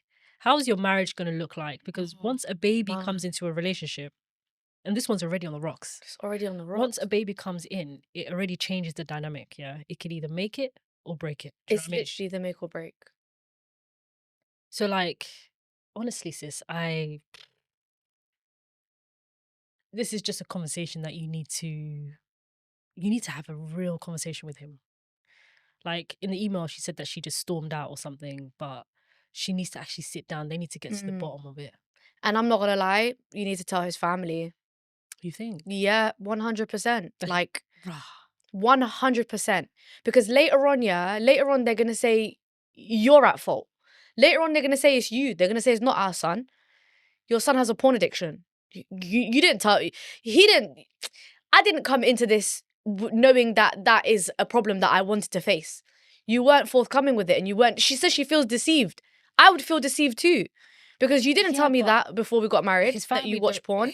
Why would he tell you that he watches porn? This is something that they do in secret. I hear It's that, the shame aspect. but then I still hear the deception. She feels deceived. Of course, his family even think he's a good boy and whatnot. He works 50, 60 hours a No, week. man, He's probably a good your husband. family need to know you're just. I mean, or it could be. We don't know. We don't know. We don't know. Not me giving him that much credit. Oi, I'm sorry for making listen, jokes. Listen. I'm so sorry. I apologize. Well, I just think this is just a Insulting conversation. men is my favorite thing in the Yeah. world. I'm so sorry. I don't know, like I don't think it's her. Well, I don't think it's got her. nothing. No, It's not her at all. It's not her at all. It's all him.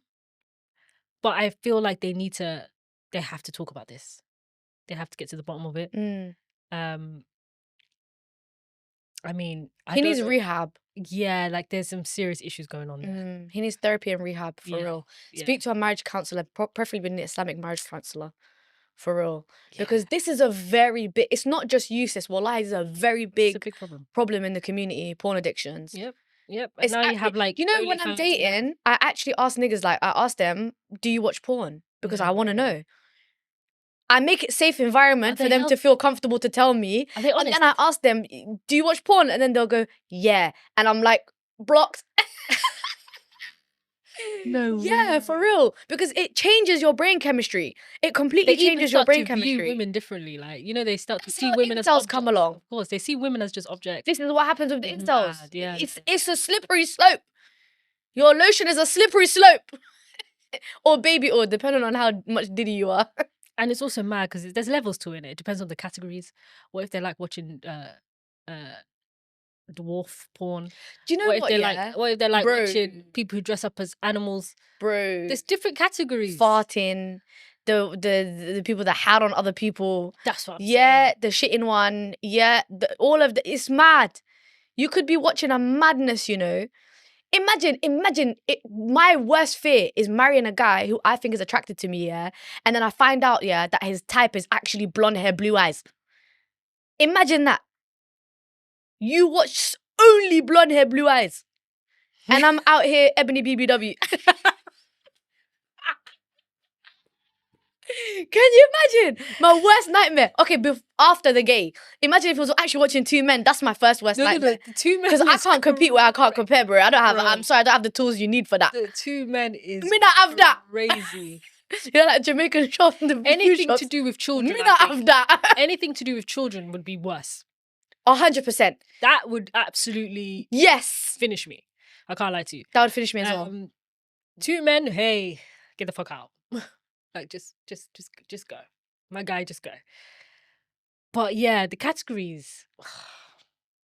Oh my God, can you imagine, Suya? That I'm will so sorry, expose man. exactly what kind of guy he is. I am so sorry. This is so scary. But This he's is gonna be, now that traumatic. he got caught, he's gonna be way more careful now. He's gonna be way more careful. He's Well, not gonna inshallah give her he another stops. excuse. Inshallah he stops. Yeah, but if he's Inshallah this addicted, is a it won't wake up. stop. It's a wake up call. Inshallah, it's a wake up call for him. Suya, I don't think you understand that people, when you tell them not to do something that they really love doing, will find ways around it. Yeah, it's an addiction, isn't it? If it's an actual addiction, he would do it anywhere. He'll do it out of the house. He'll do it in a public toilet somewhere. He'll do it anywhere. He'll do it at work on his break time. Yo, mad. And the way men's toilets only have like one cubicle. Hey, he's a construction worker, so he's probably gonna be in the Portaloos. Portaloo. Oh, and they stink. Oh my God. No, not Yeah. the Portaloos. It's gonna be a Portaloo thing. Not the Portaloos, bro. But imagine, like, at 8 months pregnant. I'm What so you're going sorry. through in a Wallahi, marriage. lack of sex in a marriage for me, and one of you is okay with it and the other one is not okay with it. But he's finding pleasure somewhere else. That's the maddest thing. It's not even that he just doesn't do anything and he just can't be asked and he's tired. That's one thing. It's the fact that he's actually getting what he wants from porn. He's actually content with that. I'm so sorry. That's, for me, that sounds like a very, It's a very, big very, very big slippery slope. It's a And big that problem. slippery slope, the bottom of the end of the slope is divorce. Yeah. That's literally the end of the slope. Yeah. I'm so sorry. I really feel sad for you, wallahi. Yeah. And I am gonna make dua that you come out of this unscathed, Mhm. and that you and him are able to co-parent in a healthy way. Even now. Because not being able to look at somebody can affect how It can change your parenting the becomes. trajectory. Wallahi. Yeah. It can completely change it because you feel hurt, you feel sad, you feel like deceived.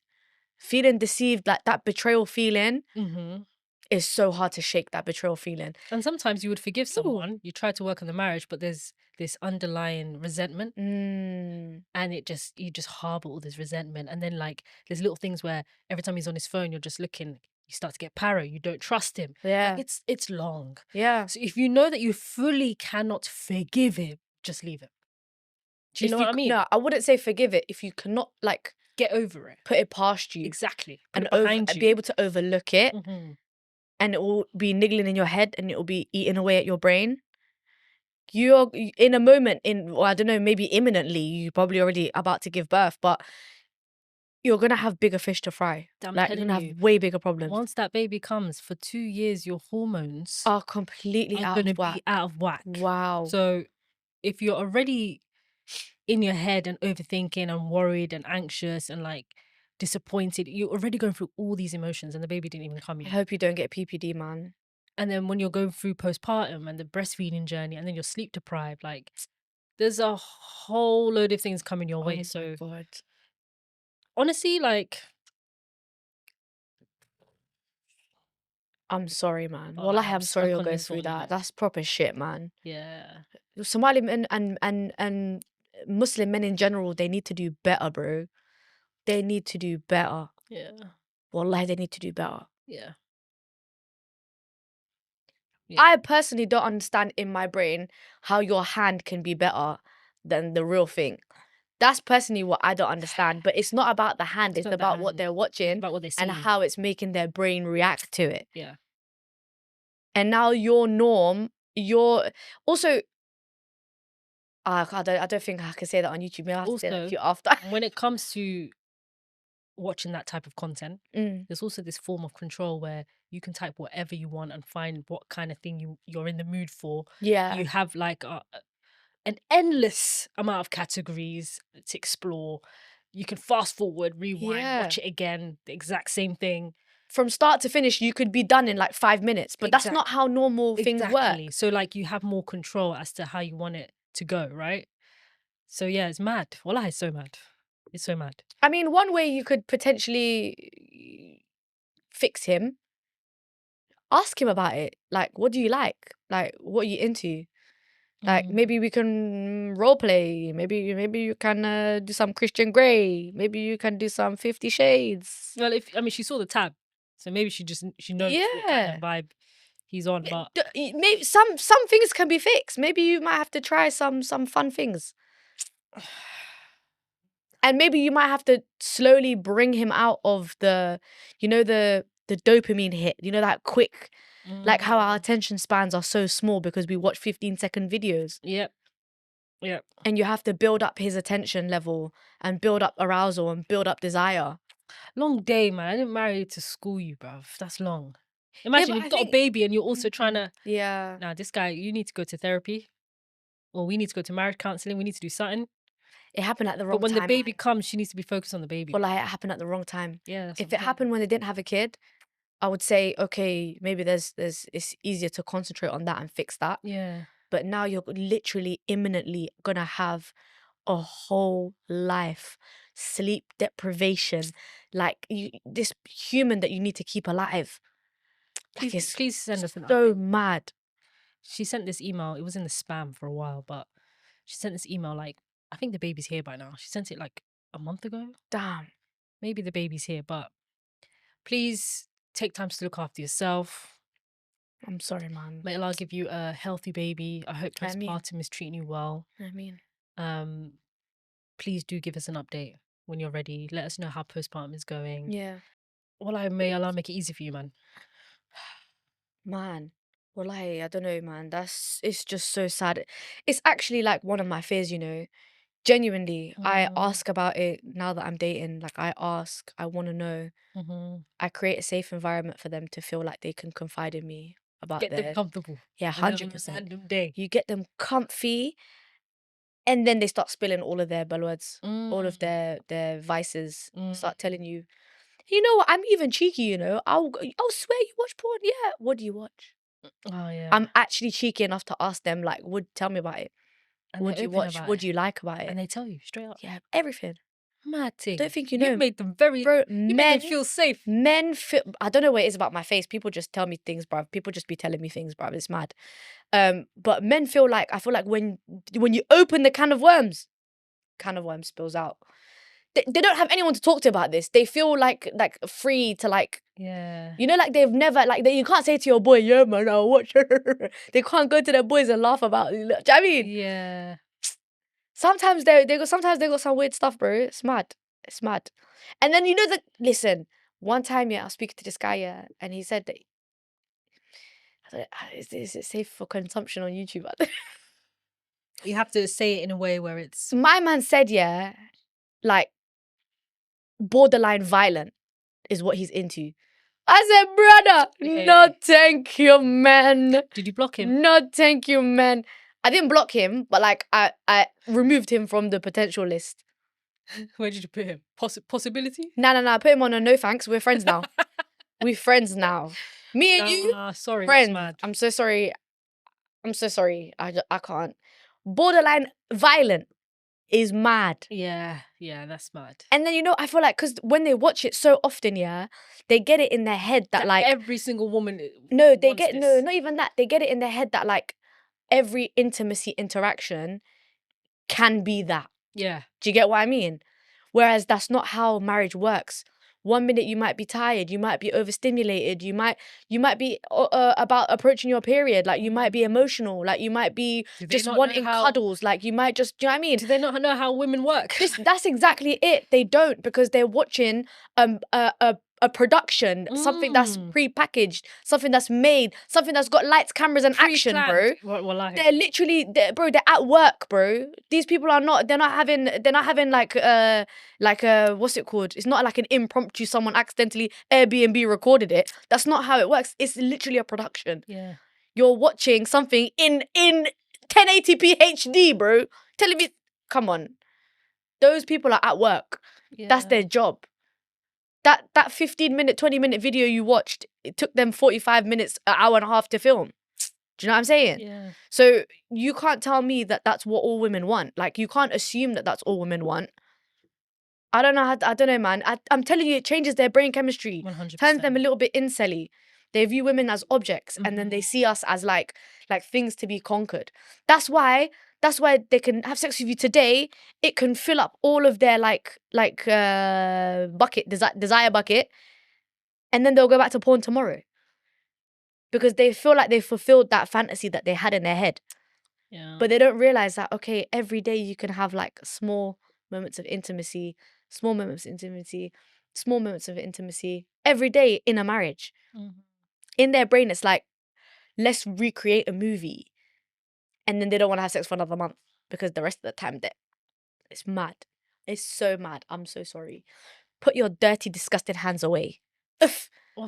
And fear Allah. Goodness Innit? gracious. Lower your gaze. You have a wife right there. Fear Allah, man. How you have the real thing and you'd rather watch That's what I'm Stacey? saying. You're disgusting, bro. That's what I'm saying. I'm sorry. We need to shame these men. I'm so sorry. Shame on him, wallahi. You are not at fault, sister, wallahi. You are not at fault. It's not your fault, wallahi. Disgusting. I'm so sorry, but like it just genuinely, when I first saw that email, I was like, hey, you know them ones? This is When like I a saw real it, I dilemma. felt sad for her. Yeah, I felt wallahi. really, really bad for her. I felt really sad for her. Because there's a sexless marriage. There's no point in being in a sexless marriage. I'm sorry. Yeah. I'm so sorry. That's your roommate, bro. Your friends. I'm so sorry. You might as well just literally be in the friend zone, talking stage. How you have something that's halal for you and you don't do it? It's so annoying that she's. It's like an ibadah to have sex with your wife. I know. What are you doing? I know it's a blessing, but like, once you have a kid with someone, you are stuck for life. You know. I know. You're pretty much bound for life. I know. And if you divorce someone without any kids and you go your separate ways, that's it. You never see them again. She's going through all of this pregnant. I'm so sorry. Like, I can't. Mad. Women's libidos tend to be higher than men's as well. Like, a lot of the times. Because our hormones, we have more hormones than you. Do you know what I mean? Yeah. Also, I don't understand how. Okay, hear me out, yeah. My hot take. You go to school, you learn stuff at school, you do subjects, you learn things, yeah? You gain knowledge. You go to university, you do a degree, you gain knowledge. You start working somewhere, you learn the job on the job, you learn how to do it and get good at it, you gain knowledge. How do you think marriage is any different? Right. How do you think marriage is any different to any of the other millions of things you've learned in your life? You need to study the person. You need to learn their likes and dislikes. You need to learn who they are. You need to understand them. You need to understand like what makes them tick. Like not in a bad way, but like what does your wife like? How did you just marry someone, live with them, and you just going along your life clueless? I don't understand. Yeah. Wallahi, with no like thought process. You didn't think this through. I don't understand. Raising kids. How do you think that you're just gonna have children and you're just walking?